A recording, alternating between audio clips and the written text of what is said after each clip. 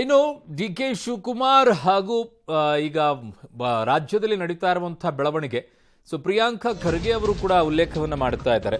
ಕಾಂಗ್ರೆಸ್ನ ಶಾಸಕಾಂಗ ಸಭೆಯಲ್ಲಿ ಬಿಜೆಪಿ ಶಾಸಕರು ಭಾಗಿಯಾಗಿರುವಂತಹ ವಿಚಾರ.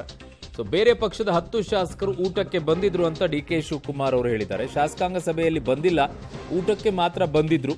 ಬೆಳಗಾವಿಯಲ್ಲಿ ಡಿಸಿಎಂ ಡಿ ಕೆ ಶಿವಕುಮಾರ್ ಅವರು ಹೇಳಿಕೆಯನ್ನ ಕೊಟ್ಟಿದ್ದಾರೆ. ಸೊ ಲೋಕಸಭೆ ಚುನಾವಣೆಗೆ ಮುನ್ನವೇ ಬಿಜೆಪಿ ಜೆಡಿಎಸ್ ಖಾಲಿ ಆಗುತ್ತೆ, ಅವರೇ ಪಕ್ಷ ಬಿಟ್ಟು ಬರ್ತಾರೆ ಅಂತ ಸಚಿವ ಪ್ರಿಯಾಂಕಾ ಖರ್ಗೆ ಅವರು ಹೇಳಿದ್ದಾರೆ.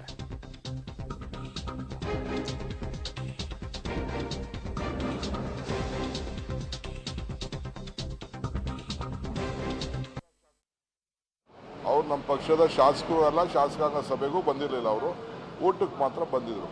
ಅವ್ರು ಯಾಕೆ ಶಾಸಕಾಂಗ ಸಭೆ? ಅವ್ರು ನಮ್ಮ ಪಕ್ಷದ ಶಾಸಕರು ಅಲ್ಲ, ಶಾಸಕಾಂಗ ಸಭೆಗೂ ಬಂದಿರಲಿಲ್ಲ. ಅವರು ಊಟಕ್ಕೆ ಮಾತ್ರ ಬಂದಿದ್ರು. ಅವ್ರು ಯಾಕೆ ಶಾಸಕಾಂಗ ಸಭೆ? ಅವ್ರು ನಮ್ಮ ಪಕ್ಷದ ಶಾಸಕರು ಅಲ್ಲ, ಶಾಸಕಾಂಗ ಸಭೆಗೂ ಬಂದಿರಲಿಲ್ಲ. ಅವರು ಊಟಕ್ಕೆ ಮಾತ್ರ ಬಂದಿದ್ರು.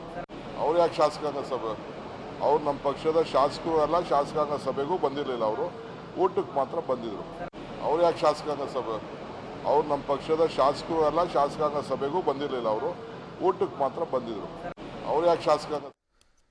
ಸೊ ಇದು ಡಿ ಕೆ ಶಿವಕುಮಾರ್ ಅವರ ಸ್ಪಷ್ಟನೆ. ಬೇರೆ ಪಕ್ಷದ 10 ಶಾಸಕರು ಊಟಕ್ಕೆ ಬಂದಿರಂತೆ. ಅಂದ್ರೆ ಊಟಕ್ಕೆ ಗತಿ ಇರಲಿಲ್ವೇ?